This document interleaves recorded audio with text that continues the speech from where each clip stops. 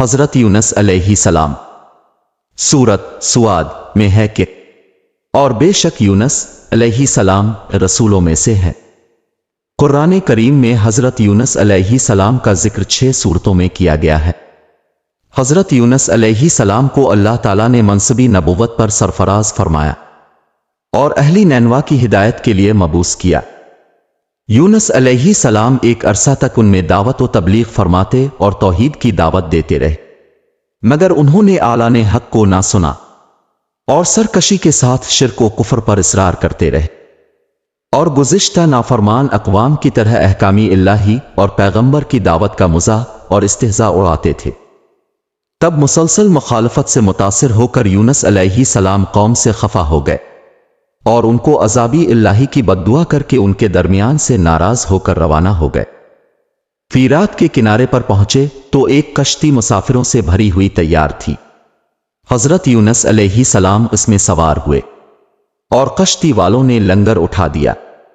راستے میں طوفانی ہواؤں نے گھیر لیا، کشتی ڈگمگانے لگی اور اہلی کشتی کو غرق ہونے کا یقین ہونے لگا۔ تو وہ اپنے عقیدے کے مطابق کہنے لگے، کوئی غلام اپنے آقا کی مرضی کے بغیر بھاگا ہوا ہے، اگر اسے کشتی سے علیحدہ نہ کیا گیا تو نجات مشکل ہے۔ یونس علیہ السلام نے سنا تو ان کو شک ہوا کہ اللہ تعالیٰ کو میرا نینوا سے وحی کا انتظار کیے بغیر اس طرح چلے آنا پسند نہیں آیا اور یہ میری آزمائش کے آثار ہیں۔ یہ سوچتے ہوئے انہوں نے اہلی کشتی سے فرمایا، وہ غلام میں ہوں جو اپنے آقا سے بھاگا ہوا ہے، مجھ کو کشتی سے باہر پھینک دو۔ مگر ملاح اور اہلی کشتی یونس علیہ السلام کی پاکبازی سے اس قدر متاثر ہوئے کہ انہوں نے ایسا کرنے سے انکار کر دیا اور آپس میں مشورہ کیا کہ قرعہ اندازی کی جائے۔ چنانچہ 3 بار قرعہ اندازی کی گئی، ہر بار یونس علیہ السلام کے نام پر قرعہ نکلا۔ تب مجبور ہو کر انہوں نے یونس علیہ السلام کو دریا میں ڈال دیا، وہ خود دریا میں کود گئے۔ اس وقت اللہ تعالیٰ کے حکم سے ایک مچھلی نے انہیں نگل لیا۔ حکم میں الہی تھا کہ اے مچھلی، یہ تیری غذا نہیں ہے، اس کو صرف نگلنا ہے، اس کے جسم کو مطلق گزند نہ پہنچے۔ یونس علیہ السلام نے جب مچھلی کے پیٹ میں خود کو زندہ پایا تو بارگاہ الہی میں اپنی اس ندامت کا اظہار ان الفاظ میں کیا کہ الہی تیرے سوا کوئی معبود اور مشکل کشا نہیں، تبھی یکتا ہے، میں تیری پاکی بیان کرتا ہوں، بلا شبہ میں خود ہی اپنے نفس پر ظلم کرنے والا ہوں۔ الانبیاء۔ اللہ تبارک و تعالیٰ نے یونس علیہ السلام کی درد بھری آواز کو سنا اور قبول کیا۔ مچھلی کو حکم ہوا، یونس علیہ السلام کو اگل دے، اس لیے کہ وہ تیرے پاس ہماری امانت ہے۔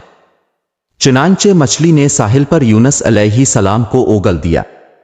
حضرت ابن مسعود رضی اللہ فرماتے ہیں کہ حضرت یونس علیہ السلام کا جسم مبارک مچھلی کے پیٹ میں رہنے کی وجہ سے نرمی میں پرندے کے بچے کے جسم کی طرح ہو گیا۔ الغرض یونس علیہ السلام بہت کمزور اور نحیف حالت میں خشکی پر ڈال دیے گئے تھے۔ اللہ تعالیٰ نے ان کے لیے ایک بیلدار درخت آگا دیا تھا جس کے سایہ میں وہ جھونپڑی بنا کر رہنے لگے۔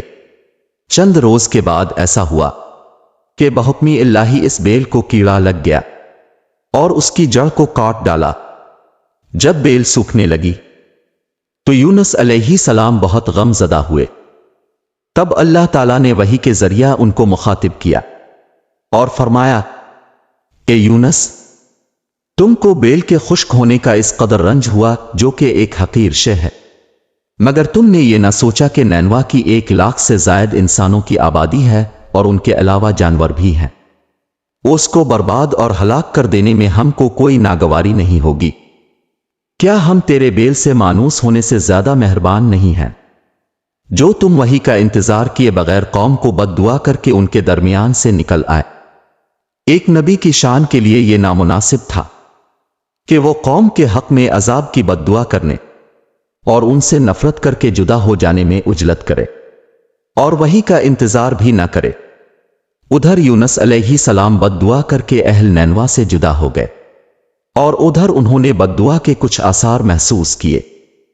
نیز یونس علیہ السلام کے بستی چھوڑنے پر ان کو یقین ہو گیا کہ وہ ضرور اللہ تعالیٰ کے سچے پیغمبر ہیں، تب ہی تو وہ چلے گئے، اب ہلاکت یقینی ہے۔ یہ سوچ کر بادشاہ سے لے کر رعایا تک سب کے دل خوف و دہشت سے کانپ اٹھے اور یونس علیہ السلام کو تلاش کرنے لگے کہ ان کے ہاتھ پر بیٹی اسلام کر لے، اور تمام بارگاہ الہی میں توبہ استغفار کرنے لگے اور ہر قسم کے گناہوں سے کنارہ کش ہو کر آبادی سے باہر میدان میں نکل آئے، حتیٰ کہ جانوروں کو بھی ساتھ لے آئے اور بچوں کو ماؤں سے جدا کر دیا، اور اس طرح دنیاوی علائق سے ہٹ گئے۔ بارگاہ الہی میں گریہ زاری کرنے لگے اور متفقہ آواز سے یہ اقرار کرتے رہے، ربنا آمنا بما جاء بہ یونس، اے پروردگار جو تیری طرف سے یونس لے آئے اس پر ہم ایمان لائے۔ بالآخر اللہ تعالیٰ نے ان کی توبہ قبول کر لی اور ان کو دولت ایمان سے نوازا اور عذاب سے ان کو محفوظ کر دیا۔ بہرحال حضرت یونس علیہ السلام کو اب دوبارہ حکم ہوا کہ وہ نینوا جائیں اور قوم میں رہ کر ان کی رہنمائی فرمائیں، تاکہ اللہ تعالیٰ کی مخلوق ان کے فیض سے محروم نہ رہے۔ چنانچہ یونس علیہ السلام نے اس حکم پر عمل کیا اور نینوا واپس تشریف لائے۔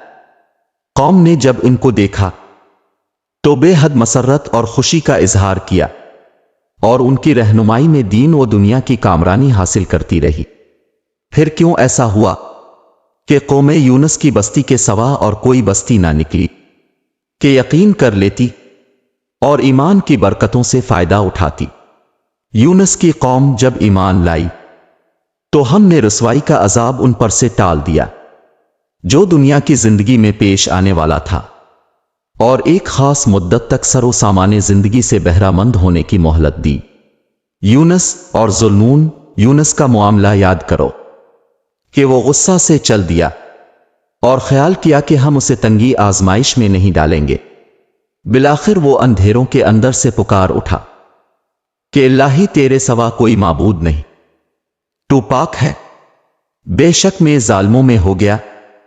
تو ہم نے اس کی پکار سن لی اور اسے غم سے نجات دے دی، اور ہم ایمان والوں کو اسی طرح بچا لیا کرتے ہیں۔ الانبیاء، اور بے شک یونس علیہ السلام رسولوں میں سے تھے، اور وہ واقعہ یاد کرو جبکہ وہ بھری ہوئی کشتی کی جانب بھاگا اور جب کشتی والوں نے غرق ہونے کے خوف سے کرا ڈالا تو دریا میں ڈالے جانے کے لیے اس کا نام نکلا، پھر نگل گئی اس کو مچھلی، اور وہ اللہ کے نزدیک قوم کے پاس سے بھاگ آنے پر قابل علامت تھا۔ پس اگر یہ بات نہ ہوتی کہ وہ اللہ کی پاکی بیان کرنے والوں میں سے تھا تو مچھلی کے پیٹ میں قیامت تک رہتا، پھر مچھلی کے پیٹ سے نکال کر ڈال دیا۔ ہم نے اس کو چٹیل زمین میں، اور وہ ناتواں اور بے حال تھا، اور ہم نے اس پر سایہ کے لیے ایک بیل والا درخت اگا دیا، اور ہم نے اس کو 1,00,000 سے زیادہ انسانوں کی جانب پیغمبر بنا کر بھیجا، پس وہ ایمان لے آئے۔ پھر ہم نے ان کو ایک مدت پیغام موت تک سامان زندگی سے نفع اٹھانے کا موقع دیا۔ الصافت، مورخی اسلام و اہلی کتاب اس بات پر متفق ہیں کہ حضرت یونس علیہ السلام کے نسب کے متعلق اس سے زیادہ کچھ ثابت نہیں کہ ان کے والد کا نام متی۔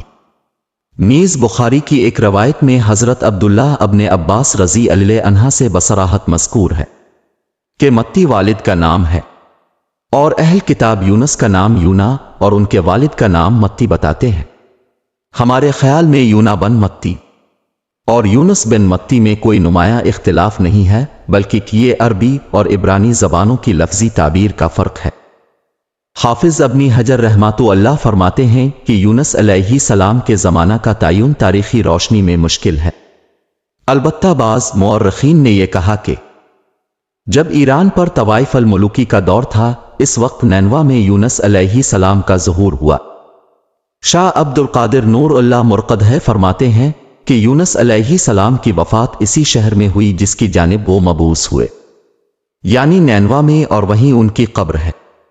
یونس علیہ السلام کے متعلق جس قدر واقعات پہنچ سکے ہیں وہ سب متفق ہیں کہ حضرت یونس علیہ السلام دوبارہ نینوا واپس تشریف لے گئے تھے اور انہوں نے اپنی قوم میں رہ کر زندگی بسر کی لہذا قرین ثواب بھی یہی ہے کہ ان کا انتقال بھی نینوا میں ہی ہوا۔ حضرت یونس علیہ السلام کی فضیلت۔ احادیث صحیحہ میں نبی اکرم صلی اللہ علیہ وآلہ وسلم نے یونس علیہ السلام کا ذکر خیر کرتے ہوئے ان کی عظمت و فضیلت کا خصوصی اظہار فرمایا۔ چنانچہ بخاری میں مذکور ہے کہ حضرت عبداللہ بن مسعود رضی اللہ عنہ کا قول ہے کہ نبی اکرم نے فرمایا کہ تم میں سے کوئی شخص یہ ہرگز نہ کہے کہ میں یونس بن متی سے بہتر ہوں۔